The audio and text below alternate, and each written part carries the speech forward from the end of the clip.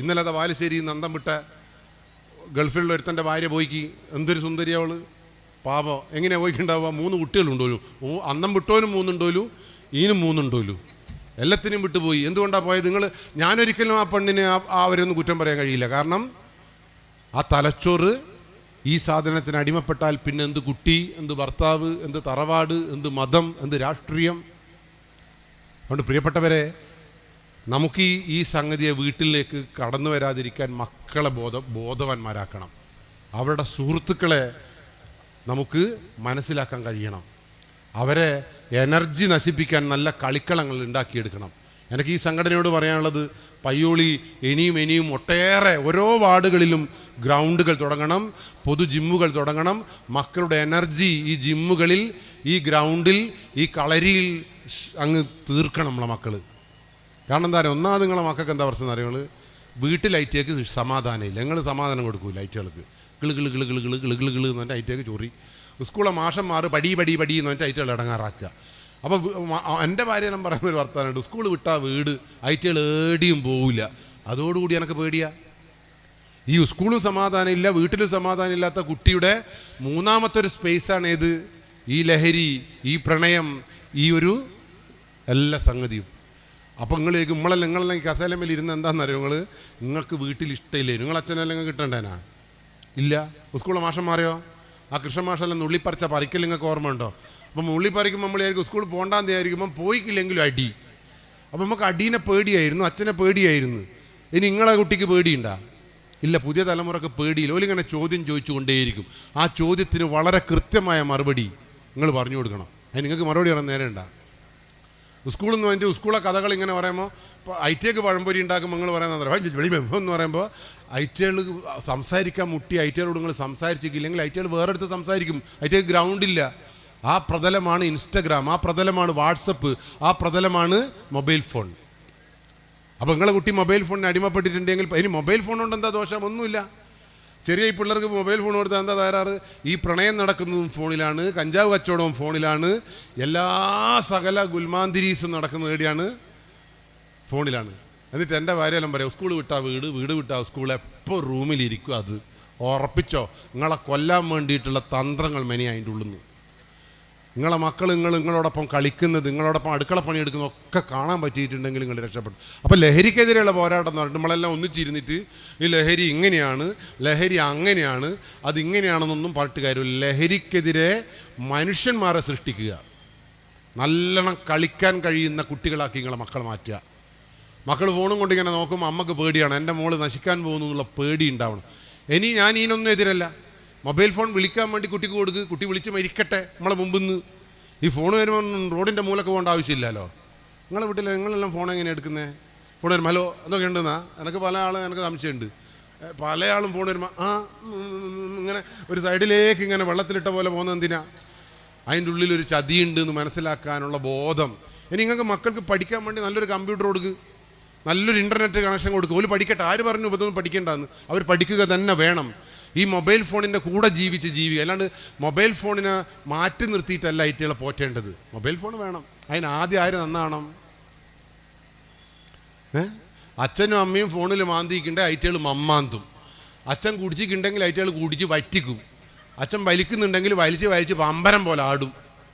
അതുകൊണ്ട് ഇന്ന് മുതൽ മക്കൾക്ക് മുമ്പിൽ മാതൃകയാവുന്ന രക്ഷകർത്താക്കളാകുക. മക്കൾ വലിയ ടീമാണ്, A+ ആണെന്ന് പറഞ്ഞ് മാറ്റി നിർത്തരുത്. ഐറ്റുകളെ ചേർത്തിങ് പിടിക്കുക.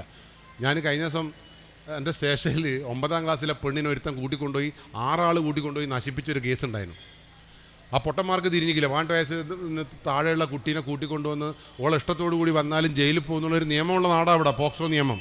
അതൊന്നും ഐറ്റേക്ക് അറിയില്ല. പക്ഷേ എൻ്റെ വിഷയം എന്ന് പറയാം, ആ കുട്ടീനെ സംബന്ധിച്ചിടത്തോളം ആ കുട്ടിക്കൊന്നും അറിയില്ല. ഞാൻ ആ കുട്ടിയോട് ചോദിച്ചു, ഇന്ന ഒരു ചെക്കൻ ഇങ്ങനെ കൂട്ടിക്കൊണ്ടുപോകുമ്പോൾ ഒരു റൂമിലിട്ട് നശിപ്പിക്കുമ്പോൾ എനിക്ക് എൻ്റെ അമ്മേൻ്റെ കണ്ണ് ഓർമ്മ വന്നില്ലേ എന്ന് ചോദിച്ചു. അവൾ പറഞ്ഞു ഓർമ്മ വന്നിക്കില്ല. ഞാൻ ചോദിച്ചു എൻ്റെ അച്ഛൻ എനിക്ക് ഓർമ്മ വന്നോ? തീരെ വന്നിക്കില്ല.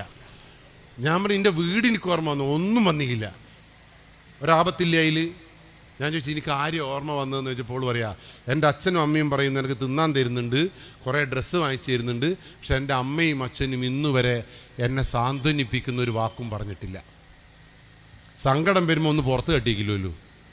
ബൈക്കുമ്മ പോകണമെന്ന് പറഞ്ഞാൽ അപ്പാട് ബൈക്കുമ്മ കയറ്റിക്കില്ലല്ലോ. സിനിമക്ക് പോകണമെന്ന് പറഞ്ഞപ്പോൾ പറഞ്ഞ പോലെ ഇനി വലുതായിട്ട് പൈസ ഉണ്ടാക്കിയിട്ട് പോടുന്നു. പക്ഷെ അമ്മ പറയുന്നത് ഞാൻ അങ്ങനെയാണ് പോറ്റുന്നതെന്ന്. അപ്പോഴാണ് 7ാം ക്ലാസ്സിലെ ചെക്കനില്ലേ ഒരു കഞ്ചാവ് ചെക്കൻ ഇൻസ്റ്റഗ്രാമിൽ വന്നിട്ട് പറയാ, തങ്കു പരീക്ഷയ്ക്ക് പേടിയുണ്ടോടി? ഇവിടെ പറഞ്ഞ് ചെറുങ്ങനെ പേടിയുണ്ട്. തങ്കു പറഞ്ഞ് പേടിക്കണ്ട, ഏട്ടനില്ലേ ഇൻ്റോടി. പിന്നീട് കുട്ടിക്ക് അച്ഛനെയാണ് ഓർമ്മ വരിക, ഏട്ടനെയാണ് ഓർമ്മ വരിക? ഞാൻ ചോദിച്ചു, എല്ലാ കുട്ടി ഇനി ഓൻ്റെ പോട്, ഇനി എന്തിനാ ബാക്കി 5 ആളെയും കൂടി കൂട്ടിയെന്ന് ചോദിച്ചപ്പോൾ ആ കുട്ടി പറയാ, എന്നെ ഇത്രയേറെ കെയർ ചെയ്ത ഏട്ടനുണ്ടല്ലോ, ആ കെയറേട്ടൻ ഓൻ കൂട്ടിക്കൊണ്ടുവരുമ്പം ആ ഫ്രണ്ട്സിനെ അല്ലേ എനിക്ക് വിശ്വാസം. എനിക്ക് പേടിയായി. എനിക്ക് 9ാം ക്ലാസ്സിലൊരു മോളുണ്ട്, ഇനി ഓക്കും കയറേട്ടനുണ്ടോ എന്നുള്ള എൻ്റെ വിഷയം. ഞാൻ ഓളെ വീട്ടിൽ പോയിട്ടില്ലേ, ഓളെ മുന്നിൽ കൂടി കയറട്ടാ എന്നിങ്ങനെ പറഞ്ഞു. എന്തിനാണെന്നറിയോ? ഓക്ക് ഉണ്ടെങ്കിൽ എനിക്ക് മനസ്സിലാവുമല്ലോ. അപ്പോൾ നിങ്ങളിപ്പം ചിരിക്കുന്ന വിഷയമല്ല. കാരണം എന്താ പറയുക, നിങ്ങൾ 9ാം ക്ലാസ്സിന് കയറേട്ടൻ ഉണ്ടോ നിങ്ങൾ നോക്കി നോക്ക്. ഉണ്ട് എങ്കിൽ ആ കയറേട്ടൻ പറയുന്ന പോലെയാണ് ആര് ജീവിക്കുക? നിങ്ങളെ മക്കൾ. നിങ്ങൾ എത്ര മെനക്കെട്ടിട്ടും കാര്യമില്ല. ആ കയറേട്ടൻ്റെ രാസലഹരിയാണെങ്കിൽ നിങ്ങളെ മക്കളെ ആ ചങ്ങാതി ഇതിന് വേണ്ടി ഉപയോഗിക്കും. അപ്പം നമ്മൾ ആകെ ചെയ്യേണ്ടതെന്ന് അറിയോ, ഈ നാട്ടിലുള്ള മക്കളെ ചേർത്ത് പിടിക്കുക. അമ്മേനെ കാണുമ്പം കയറേട്ടനെ പോലെ തോന്നണം. നിങ്ങളെ മക്കളോട് ചോദിച്ചു നോക്കുക, മോളെ എനിക്ക് അമ്മേനെ കാണുമ്പം വീടും എന്താ തോന്നുന്നത്? ഇങ്ങനെ കണ്ടില്ലേ, ഒരു കൂസലും അതിനില്ല. അതുകൊണ്ട് രക്ഷകർത്താക്കളെ ഇന്ന് മുതൽ മക്കൾക്ക് അമ്മേനെ കാണുമ്പോൾ ഒരു സന്തോഷം ഉണ്ടാക്കുവാൻ വേണ്ടിയിട്ടുള്ള എല്ലാ പരിപാടികളും ഉണ്ടാക്കണം. ഓക്കെ, അതിനെ സന്തോഷിപ്പിക്കാൻ വേണ്ടി പൈസ കൊടുക്കുകയല്ല വേണ്ടത്. അമ്മയാണ് ആ കേരേട്ടൻ ചെയ്യുന്ന പോലെ. കേരേട്ടൻ എങ്ങനെയാണ് ഈ പെണ്ണിനെ സ്വാധീനിച്ചേ? പരീക്ഷയ്ക്ക് പോകുമ്പോൾ മോളുട്ടി ഞാനുണ്ടടി വണ്ടർഫുൾ ഇങ്ങനൊരു ചിഹ്നം. അപ്പോൾ പറഞ്ഞു എനിക്ക് അമ്പലത്തിൽ പോണേന്. അച്ഛനോട് പറഞ്ഞിട്ട് അച്ഛൻ പറഞ്ഞു എന്ന് പറഞ്ഞു. അപ്പോൾ ഈ കേരേട്ടൻ പറഞ്ഞു എൻ്റെ ബൈക്കിൻ്റെ പുറകെ കയറിക്കോ. കേരേട്ടൻ അമ്പലത്തിൽ പോയിട്ട് പ്രാർത്ഥിപ്പിച്ചിട്ട് ഓളിയും കൂട്ടി വന്ന് സിനിമക്ക് പോകണം മുട്ടിയോലും. കേരേട്ടൻ പറയും ഞാനില്ലേ ഏട്ടനില്ലേ പറഞ്ഞാൽ പോരെ. ആ കുട്ടി ആരുടെ കൂടെ ഉണ്ടാവുക? ആ കേരേട്ടൻ രാസലഹരി കൊടുത്താൽ ഈ കുട്ടി തിന്നുവോ? അവിടെ കൊണ്ടുകൊടുക്കുന്ന പറഞ്ഞാൽ കൊണ്ടുകൊടുക്കുമോ? അപ്പോൾ സ്വാഭാവികമായിട്ടും നമ്മളെ മക്കളെ വിട്ടുകൊടുക്കുന്നത് നമ്മൾ തന്നെ. അപ്പോൾ ലഹരിക്കെതിരെയുള്ള പോരാട്ടം എവിടെയാ തുടങ്ങേണ്ടത്? വീട്ടിലാണ്. അതുകൊണ്ട് ഇന്നു മുതൽ എൻ്റെ മുമ്പിലിരിക്കുന്ന ആരായാലും, അത് ഏത് രാഷ്ട്രീയ കക്ഷിയായാലും, ഏത് മതത്തിൽപ്പെട്ടവനാണെങ്കിലും, ഏത് വിഭാഗത്തിൽപ്പെട്ടവനാണെങ്കിലും, രാസലഹരിക്ക് വിഭാഗമില്ല, രാസലഹരിക്ക് രാഷ്ട്രീയമില്ല, രാസലഹരിക്ക് മതമില്ല. എല്ലാവരും ആ മതത്തിൻ്റെ കണ്ണിൽ ഈ MDMA മതത്തിൻ്റെ കണ്ണിൽ സമന്മാരാണ്. അതുകൊണ്ട് നമ്മളെ മക്കളെ വിട്ടുകൊടുക്കാതിരിക്കാൻ നമ്മളാണ് മെനക്കേണ്ടത്. അതുകൊണ്ടാണ് പോലീസ് ഗവൺമെൻറ്റിനെ കൂട്ടുപിടിച്ചുകൊണ്ട്, അല്ലെങ്കിൽ രാഷ്ട്രീയ സാംസ്കാരിക സംഘടനകളെ കൂട്ടുപിടിച്ചുകൊണ്ട് ഈ പരിപാടിക്ക് മുന്നിട്ടിറങ്ങിയത്. ഞങ്ങളോടൊപ്പം നിൽക്കാൻ സന്മനസ് കാണിച്ച സംഘടനയ്ക്ക്, എന്നെ ഇത്ര നേരം ശ്രവിച്ച നിങ്ങൾ ഓരോരുത്തരും ഞങ്ങളുടെ കൂടെ ഉണ്ടാവണം. ഈ ലഹരി മാഫിയെ പയ്യോളിയുടെ മണ്ണിൽ നിന്ന് തൂത്തെറിയണം. തൂഫാൻ എന്ന് പറഞ്ഞാൽ കൊടുങ്കാറ്റാണ്. കൊടുങ്കാറ്റാവണം. ആര്? മാഫിയാണോ കൊടുങ്കാറ്റാവേണ്ടത്? നിങ്ങളാണോ കൊടുങ്കാറ്റാവേണ്ടത്? നിങ്ങൾ ഇനി എന്താ ചെയ്യേണ്ടത്? ഇപ്പം മാഫിയനെ കാണുമ്പോൾ ഊതുവാ വേണ്ടത്? എന്താ ഈ കൊടുങ്കാറ്റ്? കൊടുങ്കാറ്റ് എന്ന് പറഞ്ഞാൽ നമ്മളെല്ലാം കൂടി അങ്ങ് പറന്നല്ലേ ഈ ചങ്ങായി പറക്കും. അത് മാത്രമല്ല, ഇതിൻ്റെ ഒരു വേറെ വിഷയം എന്താ അറിയോ, ഈ പയ്യോളിയുടെ മണ്ണിൽ ഒരു രാസലഹരി ഉപയോഗിക്കുന്ന ഒരു മനുഷ്യനുണ്ട് എങ്കിൽ അവനൊരു കൊല്ലം കൊണ്ട് 9 ആളെ ഈ ലോകത്ത് കൊണ്ടുവരും. അത് ആ ചെക്കൻ്റെ ഫ്രണ്ടായിരിക്കും, ആ പെണ്ണിൻ്റെ ഫ്രണ്ടായിരിക്കും. ഓക്കെ, അപ്പം നമ്മൾ പേടിക്കണ്ടേ? നമ്മളെങ്ങനെ പോറ്റിയിട്ടും കാര്യമുണ്ടോ? അതാണ് ഇതിൻ്റെ ഭീകരത. അതുകൊണ്ടാണ് പോലീസ് അവസാന ഘട്ടത്തിൽ ഈ പോരാട്ടത്തിന് ഇറങ്ങിയത്. 48 മണിക്കൂർ ഇത് കിട്ടാതാവുമ്പം ഭ്രാന്തന്മാരാവുന്ന തലമുറ. ഞാൻ എൻ്റെ സ്റ്റേഷനിൽ കഴിഞ്ഞ ദിവസം 2 ആൾ രാത്രി അടികൂടിയിട്ട് നമ്മൾ പോലീസ് സ്റ്റേഷനിൽ പിടിച്ചുകൊണ്ടിട്ട്, അപ്പോൾ ഒന്നിനെ ലോക്കപ്പിലിട്ട് ഒന്നിനെ പുറത്തിട്ട്. അപ്പോൾ രാത്രി ഒരു 12 മണിയായടുത്ത് ലോക്കപ്പ് ഇങ്ങനെ കടകടകടകടാന്ന് കുലുങ്ങുന്നു. നമ്മൾ ഓടിച്ചെന്ന് നോക്കുമ്പോൾ ഈ ചെക്കനില്ലേ ആ ലോക്കപ്പിൻ്റെ കൊളുത്തിൻ്റെ മേലെ തല ഇങ്ങനെ അടിച്ച് പൊട്ടിക്കുക. സ്വന്തം ചോര ഇങ്ങനെ ഇവിടുന്ന് മാംസങ്ങൾ ഇങ്ങനെ ചെതർന്ന്. പോലീസിൻ്റെ പണി പോയി. നമ്മളല്ലേ ഓടിപ്പോയി പഞ്ഞി എടുത്തോണ്ട് വന്നിട്ട് ഓൻ മരിച്ചു വയ്ക്കേണ്ട നിങ്ങളെന്നാ പറയുക, പോലീസ് അച്ചുവെന്നാ പറയുക. ഉടൻ തന്നെ പഞ്ഞിയെടുത്ത് ഇവൻ്റെ ഈ രക്തമെല്ലാം നിർത്തിക്കാൻ ശ്രമിക്കുമ്പോൾ ഓൻ ചെയ്ത വികൃതിത്തരം എന്താ അറിയുങ്ങൾ? ഓൻ്റെ കയ്യിൽ അപ്പിയിട്ടിട്ട് നമ്മളെ മേത്തേക്ക് എറിഞ്ഞു തന്ന്. ലോകത്ത് ഏതെങ്കിലും ഒരു മനുഷ്യന് പറ്റുമോ അത്? അപ്പോൾ ഇവൻ എന്താ ചെയ്യുന്നതെന്ന് ഓനൊരു മനുഷ്യനല്ലാതായി മാറി. ഈ സമയത്താണ് ഓൻ ഈ സാധനം കിട്ടേണ്ടത്. അപ്പോഴാണ് പിടിച്ചതിൻ്റെ ഉള്ളിലിട്ടത്. ഓൻ തല പൊട്ടിച്ചിട്ടില്ലെങ്കിലല്ലേ അത്ഭുതമുള്ളൂ. അപ്പം ഇങ്ങനെ ഒരു ഗതികെട്ട കാലത്താണ് നിങ്ങളും ഞങ്ങളും ജീവിക്കുന്നത് എന്നുള്ള നല്ല ബോധം വേണം. നാളെ അതുകൊണ്ടാണ് കേരളത്തിൽ 39 അമ്മയും അച്ഛനുമാണ് മക്കളുടെ ചവിട്ടേറ്റും കുത്തേറ്റും മരിച്ചത്. എൻ്റെ പ്രാർത്ഥന 40ാമതായി മരിക്കുന്ന ഒരു അച്ഛൻ ഞാനാവരുത് എന്നാണ്.